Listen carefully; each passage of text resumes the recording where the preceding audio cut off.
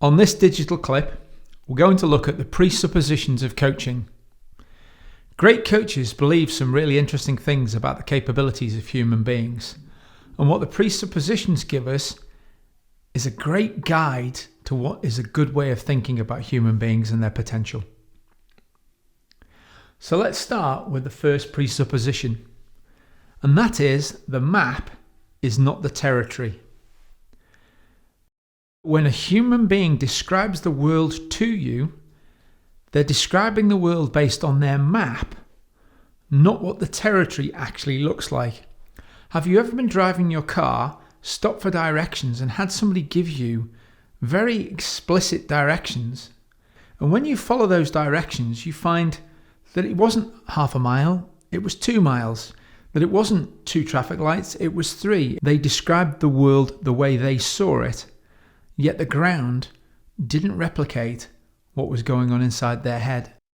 As coaches, it is really important for us to recognize that the map is true to them, and it rarely is the territory.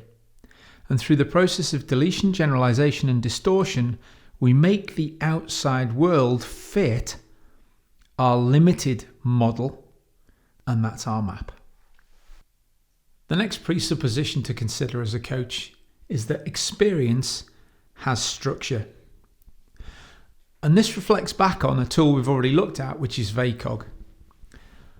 VACOG gives us a clue as to how the person listens, learns, recalls, and communicates their own experience.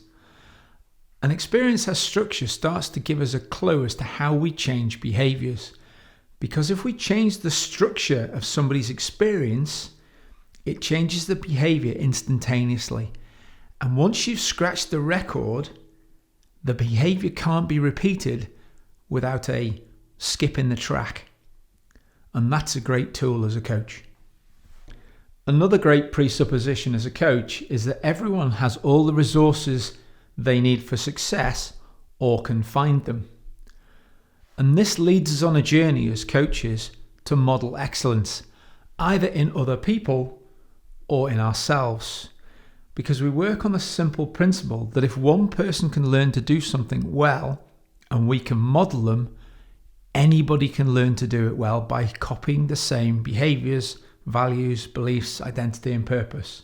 And there are various tools as coaches we deploy for modeling success. And it's based on the principle everyone has their own answers.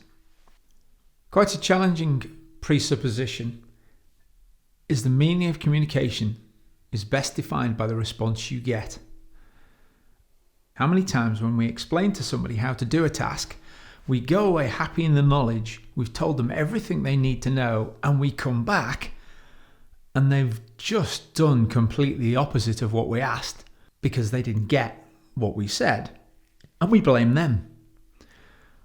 The meaning of communication is the response you get puts the onus and locus of control on ourselves. And if we didn't get the result we wanted, it's very easy to blame the other person for not getting what we said, when the reality is we need to change our communication to help them see, feel, and hear what it is we're trying to describe to them so they can deliver the same result too. My favorite presupposition for managers and leaders is this one. You cannot not communicate. And it's a really interesting challenge for managers and leaders because we believe we go out into the world influencing people in a positive way to do our bidding. Yet how many times do you hear people say things like, well, we didn't talk about that, or we didn't talk about this, or safety's not important, safety's not a priority. Yet we consistently seem to try and send the same messages. We probably only meet our employees on such a short and fleeting moment. What message do they get when we're not there? And if we walk by somebody doing a task, whilst we've said no words, we've still communicated how we feel about that or this situation. So you cannot not communicate helps us start to understand not only the words we do say, but more importantly, the words and actions that we don't.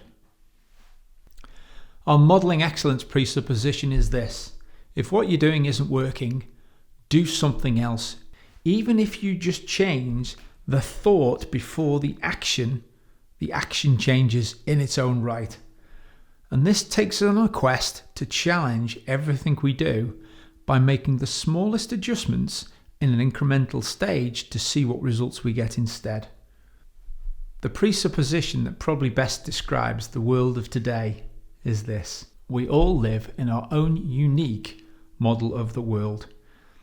And this helps us start to understand the fact that human beings don't act in accordance with what is the norm. They don't act in accordance with what everybody believes. We act in accordance with what is our own picture of reality, our own model of the world. And it doesn't seem to matter that the majority of other people think that's nuts. If it's our model, we will act in accordance with it. And this helps us start to come to terms with the fact that human beings can do the daftest things because we have different models. If that's what we do around here, it becomes our natural behaviours. People work perfectly. This presupposition sets us up with a really interesting challenge, because it challenges us to look at every single behaviour we see, and no matter how crazy, how out of the box it is, us thinking that's insane, that makes no sense. Because the unconscious mind, through a lifetime of experiences, learns to drive behaviours that have kept that person on the planet to date. And however crazy they are, it works for them. One of the most universally challenging presuppositions is every behaviour has a positive intention. Far too often when we're trying to change people's behaviours, we focus on the negative experiences or consequences that they're going to suffer because of that behaviour. And we try and up the ante, make it worse. But I guess the reality is this: if we don't understand the driver for that behaviour, the why behind the how and the what, we'll never truly change. So by understanding the intent, we stand a chance of modifying the behaviour. By trying to take away the consequences or experiences of that behaviour, most people will just find they can replay the behaviour and get a different output in a different way. One of the most personally challenging presuppositions is perception is projection. This puts the onus on us as coaches to look at our beliefs about the coachee. It challenges us to consider what we hold and believe to be true about the potential of this person. If we can't see magnificence in the person we're coaching, how on earth can we coach that person to achieve it? At a deep subconscious level, they would get the message, we're just going through the motions. And that's a key for us. The presupposition that gives me the most hope as a coach is that the mind and body are part of the same system. For centuries, people have thought about the mind and the body as being two separate entities. Yet modern science is proving to us there is no such separation between the mind and the body. In fact, when you think a thought, you create chemistry. But the chemistry of thought doesn't just happen in the brain, it happens all over the body. And as we think a thought, our nervous system responds, our immune system responds, and our brain responds by creating chemistry that changes every single cell around the body.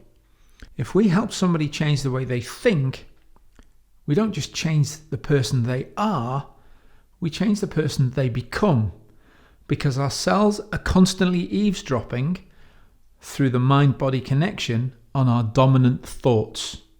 So if we just simply change a frown to a smile, a doubt to a possibility, we change the physical body too.